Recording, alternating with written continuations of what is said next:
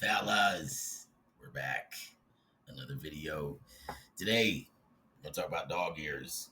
Dog ears, FTM, top surgery, the ills and the woes that come with having dog ears, and how you should address them. Where did they begin? Why does it happen? Busting myths that exist behind dog ears currently. So let's get into it. I am Coach Liam, Dr. Liam Johnson. I am a clinical exercise physiologist and a research scientist master trainer, and I'm also the creator of Man Making Motives. I'm an FTM man, and I transitioned 28 years ago now. So I am the source expert and guru on all things FTM men when it comes to from nutrition to exercise. I am classified, certified, and bona fide to bring this shit to you. So let's get into dog ears. Contrary to popular belief, dog ears do not happen on the sides. Dog ears begin right here. Why?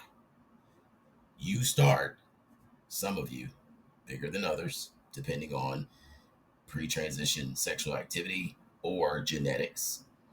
You start with testicles, boobies. They hang from here. The chest fibers, the type 2 fibers that build muscle, the hypertrophic type 2 fibers, you're not born with strong type 2 fibers, meaning the purpose, the function is not for pecs. The function is for breastfeeding because that is your biological body's function. That's why I always say stick close to biology and you won't get lost in your transition process because you'll always know biologically X, Y, and Z exists. So these are the steps I have to take. The heavier your chest is, coupled with the lack of upper back development. So if you got a fatty upper back, you got bad posture, you got a heavy chest, when your surgeon goes to cut, they don't have a money line. So they're guessing. Most of them will start where they think it should be, and a lot of times the cut goes through. If you have fatty tissue here, that tissue is going to bunch up. That's where your dog ears begin. If your upper back is not properly built, your posture's bad, you're overweight, you'll have tissue that gathers here as well. And it'll stick out on the sides. Why? No lower shelf. So it's just like if you had a shirt hanging and you pulled it tight to the rack, the sides are going to pop out because there's nothing to push the bottom of the shirt. Same thing. What do you do? Best way to attack dog ears is training. First of all, you got to remember boobs are nothing but fat. Estrogen builds fat. That's exactly what they are. Proper training, proper nutrition, staying as lean as you possibly can, knowing what exercises to work to hit specific parts of your chest because your training does not fall in line with biological male training. Why? Because their chest is born with the purpose of being built bottom up. If you look at a biological male's chest, they don't start big here and small here. It's bigger and then you build up. Most biologically born men focus on building the top shelf rather than the bottom. Yours is opposite. Remember that. Post-op, how do you identify if you have dog ears? Same things I just pointed out. The bunching here, the bunching here. If your scars come down at a slant this way rather than having some type of curve, or if they just look like two smiley faces with eyeballs. That means that your surgeon tried to draw a bottom shelf, meaning you could have extra fat left in your chest, which could lead to a whole different set of paralysis that I'm going to get into in another video coming up soon. How do you know if it is just chest fat? Feel the bottom part of your chest. Muscle feels hard. It's thick. Fat is jelly and it's juicy. You know exactly what fat feels like. If the bottom of your chest feels like your belly, you know. If the bottom of your chest is flat, you know.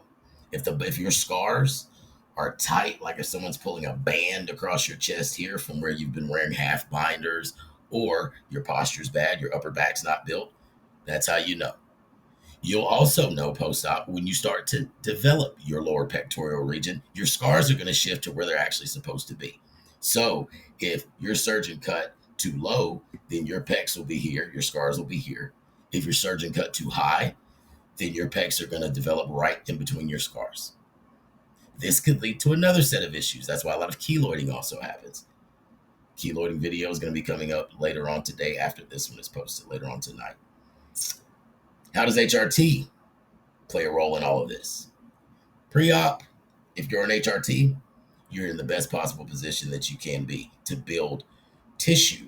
That's exactly what testosterone does. That's the purpose, to enact with androgen receptors so that you can build muscular tissue, reduce aging, boost up on your energy, your libido goes higher, all of that stuff. That's why so many men, biologically born men over the age of 40, are now on TRT. Some of them are on super duper TRT, aka TRT with Anavar.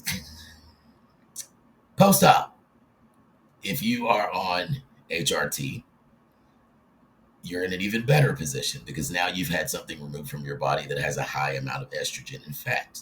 So now your body fat has essentially went down overnight, and you are in a position where you can raise your T levels even higher because estrogen has been removed from the equation.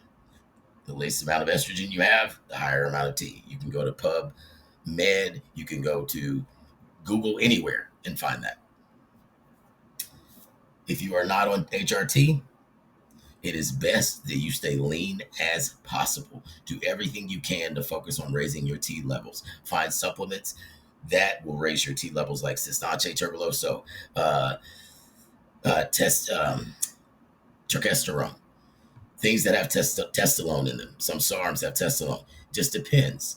Now, I'm not suggesting, I'm just saying those are the methods you would want to go to raise your testosterone levels. You want to eat vitamins A, K, and D. You want to keep your protein levels really high. You want to keep your muscle mass as high as possible versus the fat. Because again, estrogen fat, testosterone muscle, estrogen girl, testosterone boy. Bottom line. How do you program for it? That's where coach comes in, baby.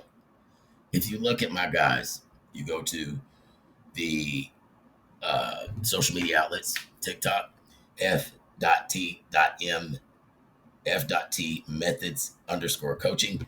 If you go to my Instagram page, man making motives, man _making _motives, you can see the results of my guys. Dog ears don't exist in my camp. We don't get down like that. Why? Because dog ears belong on your motherfucking dog. My coaching is hands-on. I am not a trainer. I do not give you a plan and leave you alone. It is not cookie cutter bullshit. It is customized to your body. You are the person I'm focusing on, and we get that shit done together. We build your testosterone levels. We build your personal development. We build your body. We build your mind, and we prepare you to walk out into the world and be the man you are with confidence, bro. So that's what we do here. Now it's time to eat because it is 9 o'clock in the morning. It's oatmeal time, baby. We stay on a schedule. After that, we get swole. Y'all have a good day. Like, subscribe, share. Remember, training is the way. The better the body, the better the mind. And that's anyone. Stay manly.